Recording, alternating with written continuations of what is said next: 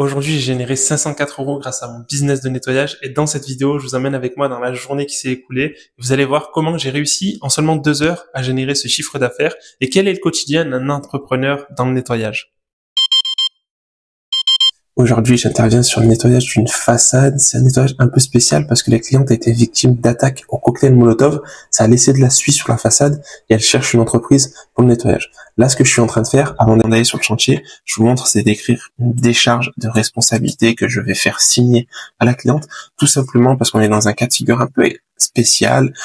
Donc, attaque au cocktail Molotov, vous savez, ça a cramé, donc il y a de la suie sur la façade, mais je veux que la cliente reconnaisse avant notre intervention, premièrement, que nous ne pouvons pas garantir un résultat nickel à l'issue de notre nettoyage, que potentiellement le nettoyage de la façade à moyenne basse pression et avec nos produits peut endommager la façade puisqu'elle a été brûlée, donc ça peut potentiellement endommager le crépi.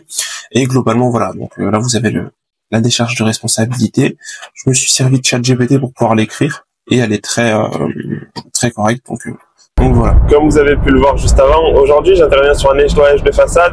Donc vous l'aurez compris, c'est un nettoyage de façade un peu spécial parce que la cliente était victime d'attaque au cocktail Molotov.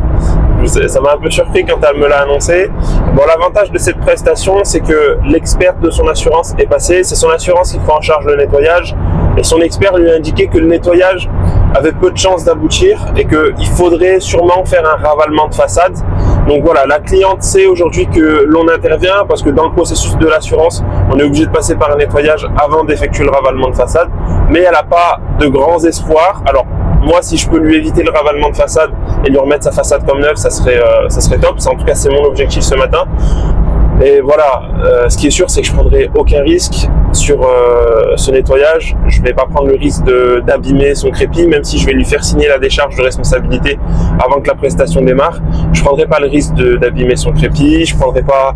Je sais je vous montrerai, mais il y a un endroit où la façade a bien pris quand même, elle a bien noirci, mais c'est juste à côté du moteur de son volet roulant. Donc là, c'est une zone où ça va être un peu compliqué d'intervenir parce que va falloir que je nettoie cette partie. Le nettoyage de façade se font à l'aide d'un produit et d'un nettoyeur haute pression qu'on utilise à basse moyenne pression, mais là, ça sera quand même utilisé à moyenne pression. J'ai peur que le nettoyeur haute pression abîme le moteur si jamais je touche le moteur par erreur. Donc voilà. Comme je l'ai dit, aujourd'hui, pas de risque sur cette intervention. En tout cas, je prendrai aucun risque. L'idée, c'est de faire mon maximum. Et puis voilà, de toute manière, la cliente s'en fiche un peu, entre guillemets. Elle est consciente qu'il y a peu de chances pour que ça aboutisse. Et c'est son assurance qui paye. Donc voilà, au niveau de la prestation, mais je pourrais vous montrer, c'est une prestation qui a été facturée 500 €, donc TTC. Hors taxe, on est sur 420 €. C'est une toute petite partie de façade, mais je vous montrerai sur place. Et la dernière chose, c'est que ce nettoyage, il est assez intéressant parce que vous le voyez, c'est un nettoyage de façade, mais la cliente m'a trouvé grâce à ma publicité Google Ads et m'a trouvé en tapant nettoyage après incendie. Donc, vous voyez, comme quoi Google Ads, c'est assez intéressant parce que ça permet de sortir sur plusieurs mots-clés. Et là, en tapant nettoyage après incendie, elle est tombée sur mon site internet et elle nous a appelé en nous demandant si on faisait des nettoyages de façade après incendie. Et donc évidemment, oui, on fait. Et puis voilà, on a signé le devis et aujourd'hui on intervient. Donc c'est cool, ça montre la puissance des publicités Google quand elles sont bien utilisées.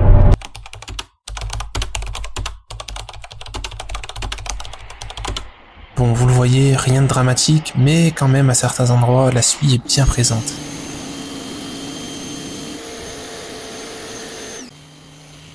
Alors pour ceux qui se poseraient la question, un produit spécial est envoyé en amont sur la façade, et là ce que vous voyez, donc c'est le rinçage du produit. C'est pas un nettoyage haute pression, c'est de la moyenne pression, enfin basse moyenne pression qui est envoyée sur la façade pour éviter d'endommager le crépi. Bon, vous voyez, ça fait pas non plus de miracle, ça a permis quand même de bien rattraper, mais voilà, ça sera pas comme neuf malheureusement, il faudra passer par une peinture de ravalement ou un ravalement de façade pour la cliente. Et comme finalement le nettoyage de la façade est allé très très vite, j'ai offert à la cliente, c'était pas une upsell, mais je lui ai offert le nettoyage de sa terrasse, même si finalement j'aurais pu lui vendre en supplément. Mais voilà, ça lui a fait super plaisir, sa terrasse était bien noircie à cause de l'incendie. Moi ça m'a pris 15-20 minutes, et puis c'est une cliente très satisfaite qui laisserait un avis positif, et c'est toujours positif pour l'entreprise. Il est 11h10, je viens de finir le nettoyage, donc c'était un nettoyage qui m'a pris environ 2 heures et qui a été facturé 504 €. Donc financièrement très intéressant. Vous l'avez vu, résultat loin d'être parfait, mais bon, c'était pressenti, hein. L'expert de l'assurance l'avait également annoncé, et j'ai bien fait de faire signer la décharge à la cliente, parce qu'à un endroit, le crépier était vraiment cramé, et c'est vrai qu'au passage du nettoyeur haute pression, bah, ça a enlevé un tout petit peu de crépier. Alors c'est pas grand chose, ça se voit à peine, mais voilà, sait-on jamais, on peut parfois tomber sur des clients qui sont très compliqués. Donc voilà, j'ai bien fait de faire signer cette décharge. Et pour la petite histoire, je vous racontais une histoire sur l'un de mes nettoyages de fin de chantier. Alors c'était pas le premier, mais l'un de mes premiers nettoyages de fin de chantier.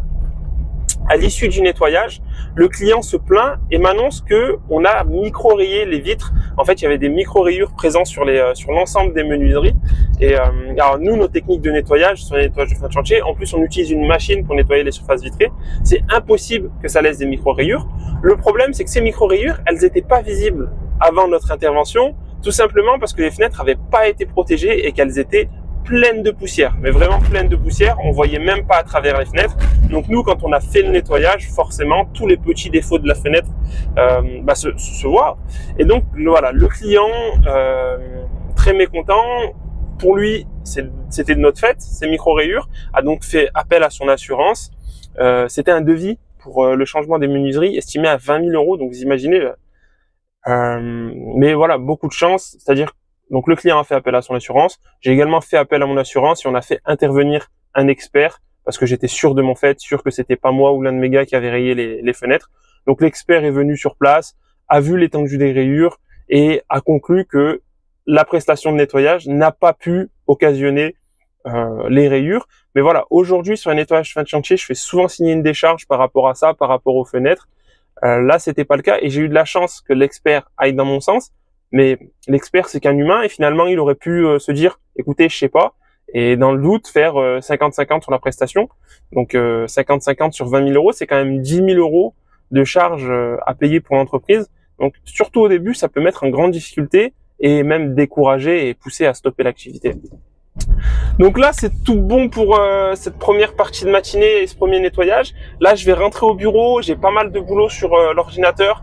Je vois qu'il y a eu j'ai vu qu'il y avait eu un petit souci avec le site internet ce matin, donc que je vais régler. Et puis je vais avancer sur d'autres projets, mais je vous amène avec moi. C'est parti. Donc là, je suis en train de préparer les envois de bidons Igilas. On en a vendu pas mal. D'ailleurs, je tenais à vous remercier parce que c'est essentiellement grâce à vous, grâce à YouTube, TikTok et Instagram. On n'a fait aucune publicité sur ce produit de nettoyage. Et pour un lancement, on a vendu, je crois qu'une cinquantaine de bidons en une semaine. Donc, je trouve ça incroyable. C'est un super début, sachant qu'on n'a pas encore communiqué dessus. On a fait qu'un seul TikTok pour promouvoir le produit. Donc, je trouve ça top. Là, je suis en train de préparer donc plusieurs envois. Celui-ci, ça va être pour l'un de nos élèves qui regardera peut-être la vidéo, qui nous a rejoint en accompagnement. Et faut savoir que pour tous les élèves, en tout cas toutes les personnes qui nous rejoignent dans l'accompagnement, reçoivent un bidon gratuitement. Ça leur permet de tester le produit et surtout de démarrer. Donc là, avec un bidon de 5 litres, on fait environ 70 clients. Donc c'est top, là, ça permet d'avoir un mois de boulot gratuitement, sans charge. Donc c'est cool. Donc là, je vais préparer cet envoi et ensuite on passe à la suite. J'ai beaucoup de boulot sur l'ordinateur. Comme je vous l'ai dit, j'ai le site internet là qui a quelques soucis à régler. Et puis cet après-midi, j'ai une intervention dans un appartement, mais je sais pas si je vais y aller ou si j'envoie quelqu'un. À voir, parce que là, le problème sur le site internet, c'est l'urgence à régler. Donc allez, go, c'est parti.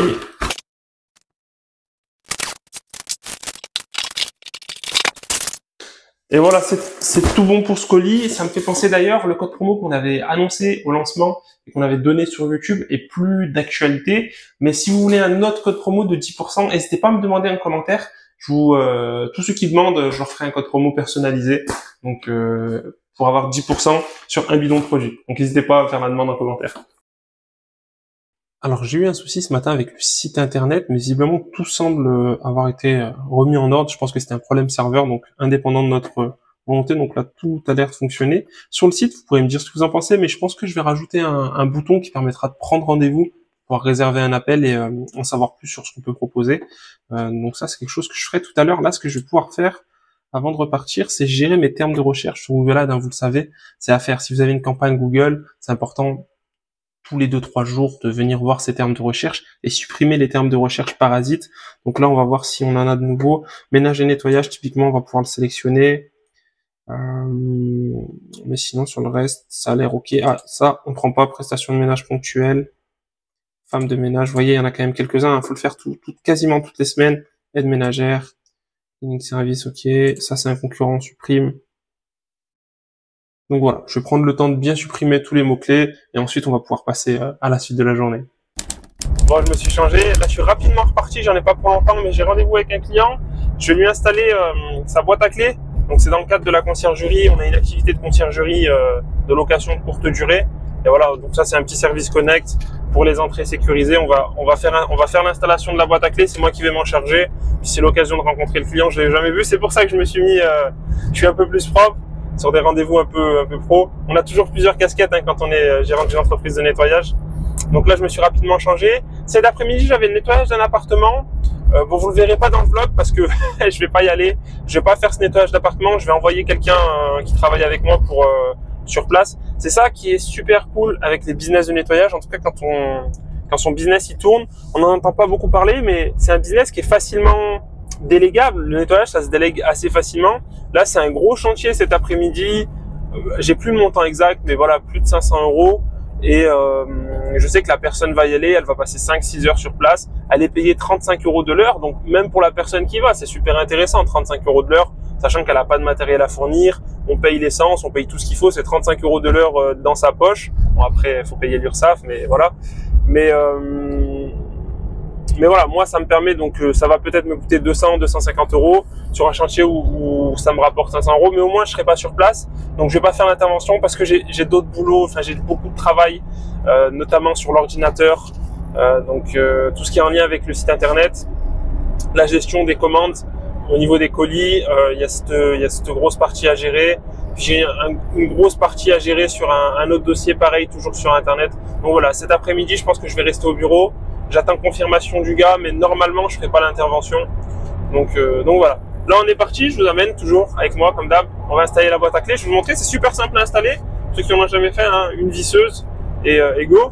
Et ça me fait penser, j'ai jamais parlé du business de conciergerie, mais ouvrir une conciergerie Airbnb, c'est un business qui peut être très intéressant. Ça prend par contre quand même beaucoup de temps. Il faut pouvoir le déléguer. Moi, sur le service de conciergerie, je suis juste le visage de l'entreprise.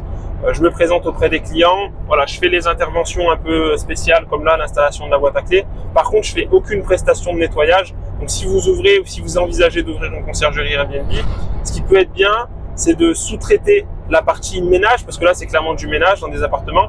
Je sais qu'il y a beaucoup de prestataires qui le font pour 20-25 €. Donc, vous pouvez facilement trouver un prestataire qui vous fera le nettoyage des appartements à 20-25 €. Et vous, en fait, vous êtes payé. Il faut savoir que quand on est une conciergerie, on a deux paiements. On a 15% ou 20% de commission sur la gestion de l'annonce et la gestion du bien. Et on a les frais de ménage qui sont payés par le voyageur directement sur la plateforme, donc typiquement sur Airbnb. Souvent, ces frais de ménage sont entre 35 et 40 €. Donc, on a des frais de ménage entre 35 et 40 €. On arrive à avoir des prestataires que l'on paye 20-25 €. Donc, pareil, sur la prestation de ménage, on prend une petite marge. Et en plus de ça, on a les 15% de frais de gestion. Donc, sur chacune des réservations, on prend 15%. Donc, pour la gestion de l'annonce, la prise de photos, là, vous voyez. Donc, c'est moi qui vais installer la boîte à clés. Mais il y a toute la prise de photos à faire en amont, la gestion des messages avec le client, etc. Même si, de plus en plus, ça peut s'automatiser avec l'IA. Donc, c'est top. Mais voilà, business de conciergerie. Pareil, si vous voulez que j'en fasse une vidéo un peu plus poussée où je vous montre comment ça fonctionne, n'hésitez pas à le mentionner en commentaire. C'était prévu parce que j'ai déjà eu quelques demandes, mais voilà, mettez-le en commentaire, ça me motivera à faire la vidéo assez rapidement. Vous avez reconnu le cadre. Là, je suis de retour au bureau. Donc cet après-midi, moi, ça va être travail, beaucoup d'administratif.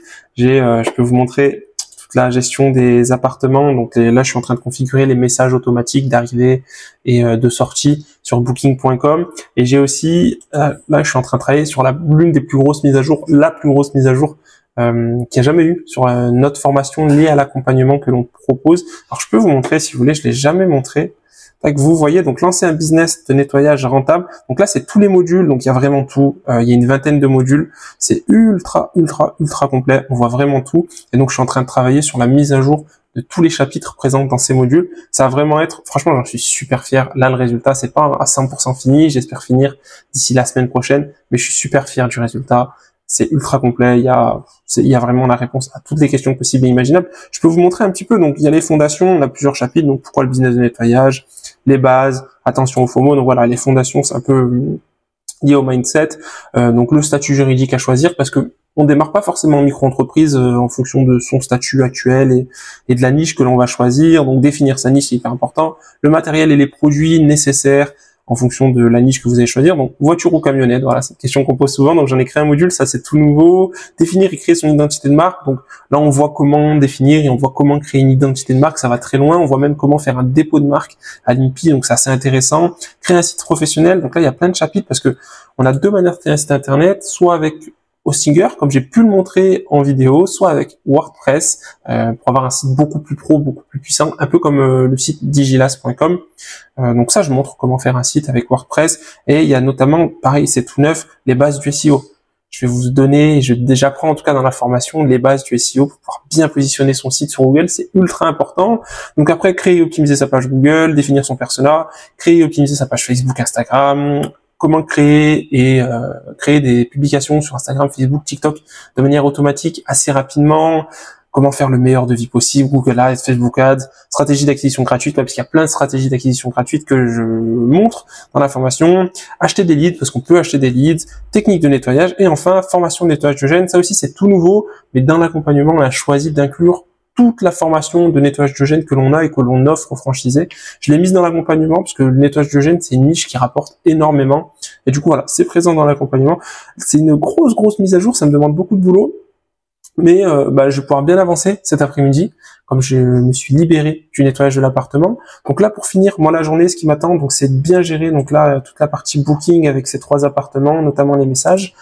Je vais essayer d'avancer un petit peu sur la formation, enfin en tout cas sur les modules d'accompagnement, parce que voilà, j'ai une date butoir, là il faut que je termine pour la semaine prochaine grand max, j'aimerais bien terminer ce dimanche, et ensuite je vais aller rentrer les poubelles, donc rentrer les poubelles d'un des immeubles que j'ai en gestion, donc parce qu'il faut que je le fasse avant 21h, voilà, je vais faire ça assez tranquillement, et puis la journée sera terminée. Vous l'avez vu, j'en ai pas trop compliqué, dans le précédent vlog, je suis rentré chez moi, il était 23h30, dans le précédent vlog, ouais, j'ai terminé très tard. Là, bon, il est 14h, la journée de boulot, en tout cas, où je me salis les mains, est finie. Voilà, je vais sortir les poubelles, mais ça prend 5 minutes. Là, c'est vraiment du travail sur l'ordinateur, sur Booking pour la conciergerie et pour l'accompagnement, donc pour les élèves. Donc là, ça, c'est pas, pour moi, c'est pas du boulot, parce que je kiffe faire ça. En plus, souvent, c'est en vidéo, donc c'est un format que j'apprécie, donc c'est cool. On se retrouve pour le petit bilan de la journée. Vous l'avez vu, 504 € aujourd'hui générés seulement avec une prestation et 2 heures de boulot. Néanmoins, vous l'avez vu, être entrepreneur dans le nettoyage, c'est pas que travailler quand on a des chantiers de nettoyage. J'ai passé toute l'après-midi sur l'ordinateur à bosser sur le site internet, à bosser sur des éléments en lien avec l'accompagnement. Donc voilà, quand vous n'avez pas de boulot, il faut que vous vous démeniez pour trouver des clients, que ce soit en améliorant votre site internet, en améliorant vos publicités, en postant sur les groupes Facebook, peu importe, des techniques, il y en a plusieurs, mais ne restez pas chez vous à rien faire. Donc là, moi ce matin, j'ai bien travaillé, c'était une très belle prestation à 500 €, et cet après-midi, j'ai également bien travaillé. Donc voilà, le nettoyage, c'est un secteur porteur, mais il faut de l'autodiscipline pour travailler, même quand on n'a pas de chantier.